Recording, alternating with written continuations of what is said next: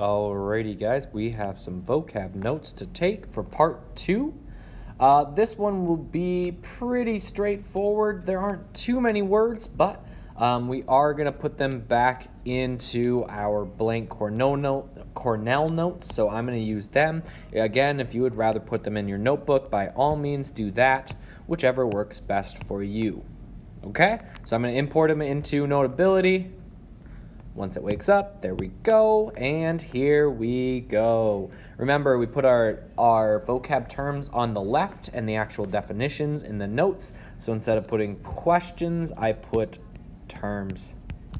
Okay, so vocab term number 1, we have the word fallible.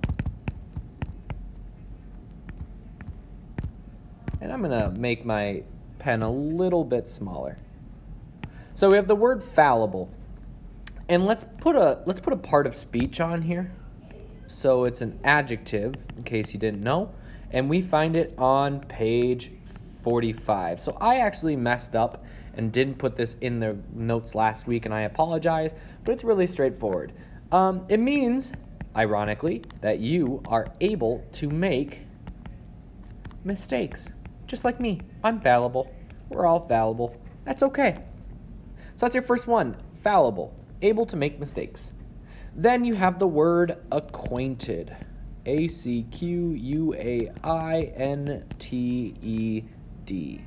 And this one is a verb, and you can find it on page 73. So it's a little bit of a gap.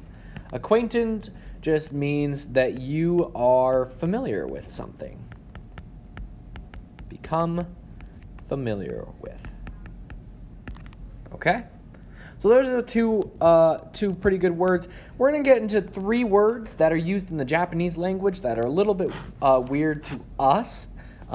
If you aren't from Japan, or you don't come, your heritage is not from Japan, and they are the words ise, nisei, and sansei. So ise, which is a noun, that can be found on page 75, is a first generation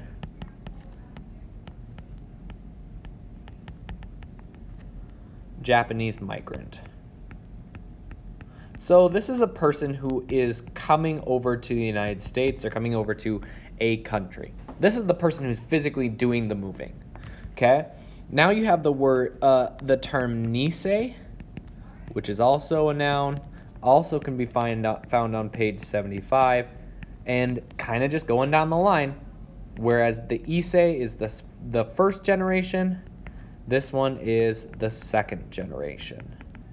Okay, so it's our second generation Japanese migrant. So another way of thinking about this is child of. Okay? So it's the child of a Japanese migrant. Okay? Then, again, going down the line in terms of finding, similarities, we have the word sansei. And if we have first generation up here, second generation right here, this is the third generation. Okay, third generation Japanese migrant. And what that means is you are the grandchild of. So this is saying that your grandparents came from Japan. Okay? Okay, 2 more terms. The first one is the word latrine, and you might have seen this word as porta potty, because they're basically the same words. Okay? Latrine is an outdoor toilet. I always remember latrine as, like I said, a porta potty. You know, those big green or blue or sometimes like brownish colored things that you go to the bathroom during concerts or during games in. Those are latrines. And last but not least, you have the word recollection. or rather recollections. And this is also a noun. This one can be found on page 108.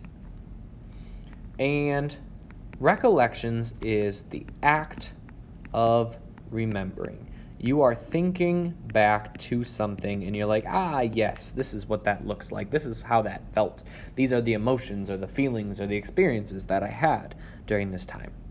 Okay, that's all we got for today. Make sure you submit these notes for a check in Schoology.